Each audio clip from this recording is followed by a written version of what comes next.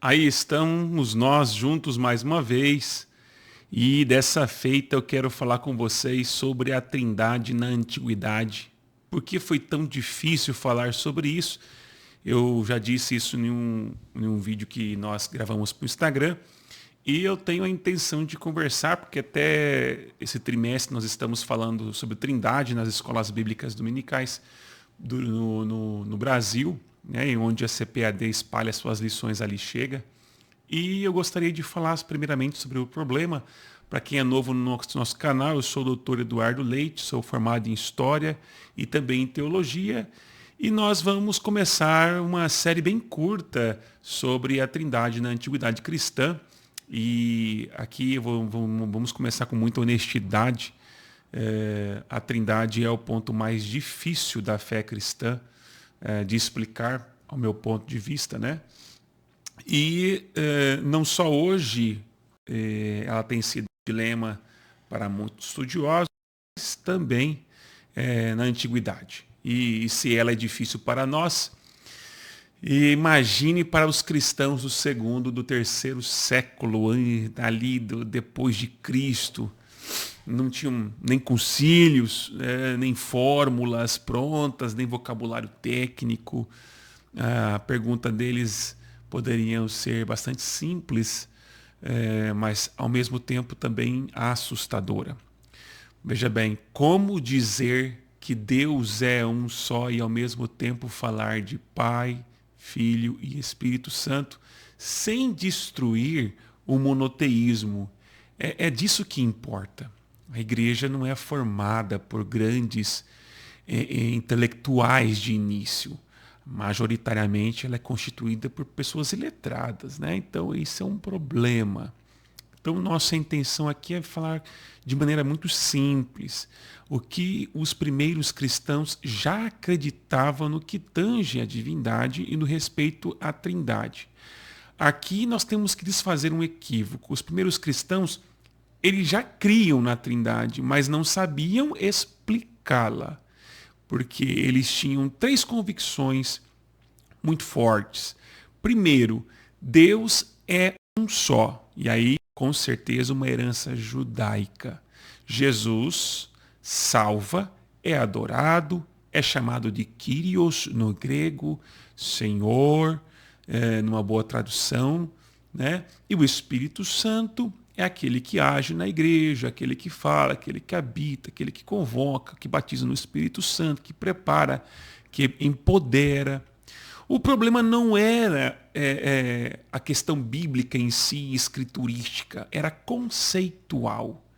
Como manter essas três convicções juntas sem cair em contradição? Essa é uma pergunta importante para aqueles que queriam explicar a fé para o mundo, para outras pessoas de fora e até mesmo no interior das comunidades.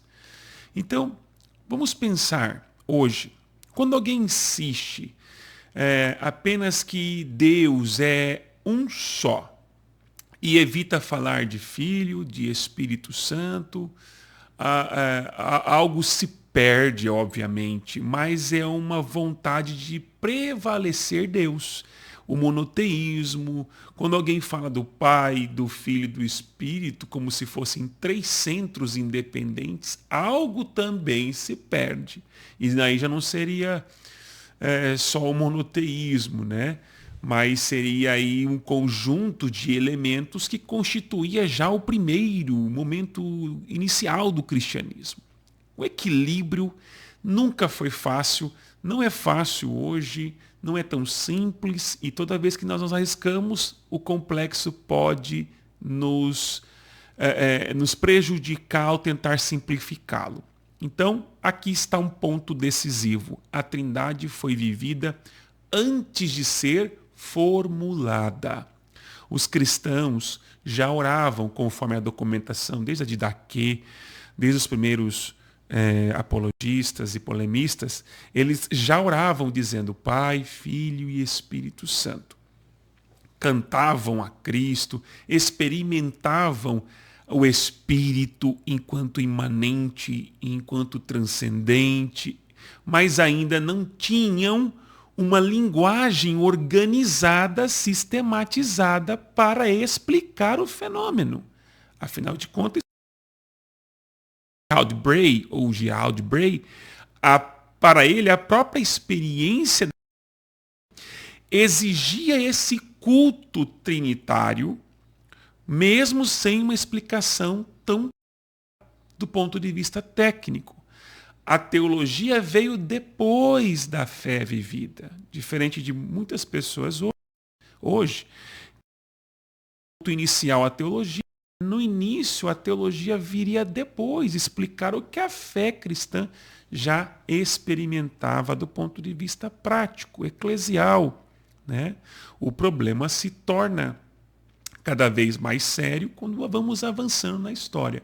No século II, o cristianismo deixa de falar só para si mesmo do ponto de vista majoritário, né, ou hegemônico, e passa a dialogar com o mundo grego-romano de maneira mais preponderante e mais intensa.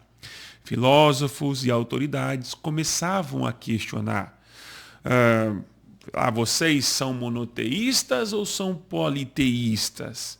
Se Jesus é Deus, então há dois deuses. Quem é o Espírito Santo que vocês falam? Segundo um autor chamado Tomás Gaston, é aqui que nasce o impulso dogmático do cristianismo. Esse é um momento crucial na formação do dogma cristão. A igreja é forçada, por assim dizer, são minhas palavras, a pensar no que sempre creu. Então, o início da igreja o início da história do cristianismo já nos demonstra essa dificuldade e o desabrochar, o desenrolar de uma reflexão sobre a crença. É aí que nós temos, por exemplo, o Justino Mártir, e aí por volta dos 100 a 165, como aquele que não resolve a Trindade, mas ele dá o primeiro passo intelectualmente sério na direção de uma resolução ou de um esclarecimento. Ele fala do Logos, né? O Logos é a palavra de Deus, o mediador da criação, aquele que se encarna em Jesus Cristo. Depois a gente fala sobre essa ideia de Logos que encarna, etc. Isso pode dar aí um problema, inclusive posteriormente vai dando, né? Mas atenção, Justino, o Logos aqui, ele não é somente Deus, mas ele tem uma carga de subordinação, né? O Espírito Santo aparece, mas ainda sem um destaque pleno. Isso não é apenas uma questão de falta de percepção de Justino. Ele está lutando para compreender. Ele está no processo, utilizando ferramentas e utensílios filosóficos do seu arcabouço para poder compreender esse mistério que nós sofremos hoje para entender. Então, historicamente, nós percebemos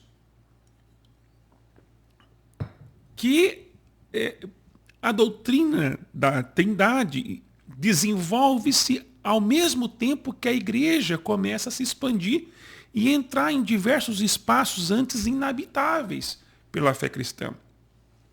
Aqui aprendemos algo muito importante para a igreja de hoje, talvez.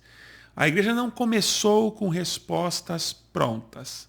Ela começou com fé, com culto e com experiência. Nem toda formulação incompleta é falsa. Às vezes, ela é apenas um degrau para uma maior compreensão. Olhar de trás ou daqui para trás e tentar capturar algumas questões e falar de heresia pode nos levar a ser, inclusive, anacrônicos e não perceber que a evolução da doutrina e o encaixe progressivo ou não dessa compreensão. Se eu tivesse que resumir em esse primeiro momento, em poucas frases, eu diria assim: a igreja já confessa Pai, Filho e Espírito Santo. O monoteísmo é inegociável. A linguagem ainda está em construção. A Trindade nasce da economia da salvação, não da abstração filosófica. Uma coisa não anula a outra, mas só para colocar na ordem. A fé vem, com toda certeza, antes da formulação dogmática, antes da compreensão teológica sistemática. Tá certo? Eu espero que em próximos vídeos podemos caminhar por algumas compreensões teológicas, filosóficas do primeiro século ou da antiguidade tardia, para pensarmos como essa doutrina chegou a ser compreendida e até hoje nós temos essas dificuldades, mas ela foi evoluindo passo a passo, tá certo? Se você gostou de nosso conteúdo, se inscreva em nosso canal, curta e compartilhe.